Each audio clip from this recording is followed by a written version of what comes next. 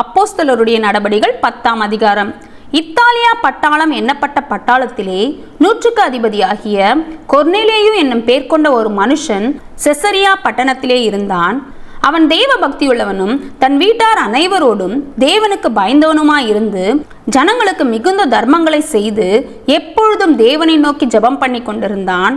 பகலில் ஏறக்குறைய 9ஆம் மணி நேரத்திலே தேவனுடைய தூதன் தன்னிடத்தில் வரவும் கொர்நேலியுவே என்று அழைக்கவும் பிரத்யட்சமாய் தரிசனம் கண்டு அவனை உற்று பார்த்து பயந்து, ஆண்டவரே, என்ன என்றான். அப்பொழுது அவன், உன் ஜெபங்களும் உன் தர்மங்களும் தேவனுக்கு நினைப்பூட்டுதலாக அவர் சந்நிதியில் வந்தெட்டி இருக்கிறது.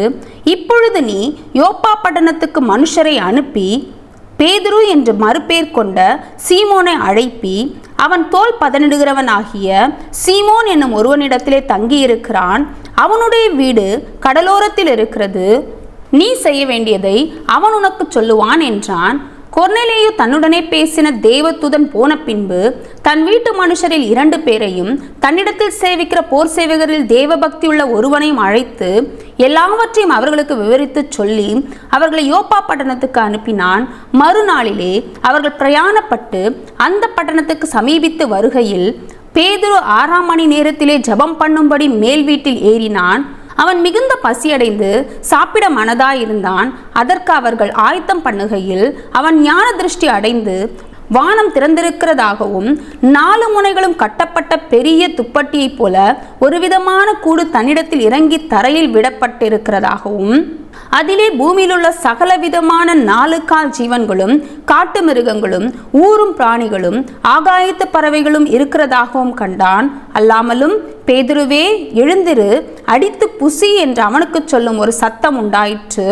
அதற்கு பேதுரு, அப்படியல்ல ஆண்டவரே, தீட்டும் அசுத்தமுமாய் இருக்கிற யாதொன்றையும் நான் ஒரு காலம் புசித்ததில்லை என்றான். அப்பொழுது தேவன் சுத்தமாக்கினவைகளை நீ தீட்டாக எண்ணாதே என்று 2ஆம் தரமும் சத்தம் அவனுக்கு உண்டாயிற்று. 3ஆம் தரமும் அப்படியே உண்டாயிற்று. பின்பு அந்த கூடு திரும்ப வானத்துக்கு எடுத்துக்கொள்ளப்பட்டது.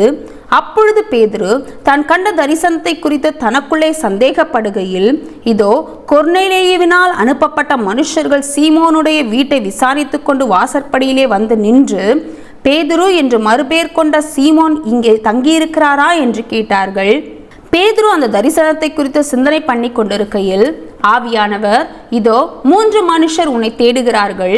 நீ எழுந்து இறங்கி ஒன்றுக்கும் சந்தேகப்படாமல் அவர்களுடனே கூட போ, நானே அவர்களை அனுப்பினேன் என்று அவனுக்கு சொன்னார்.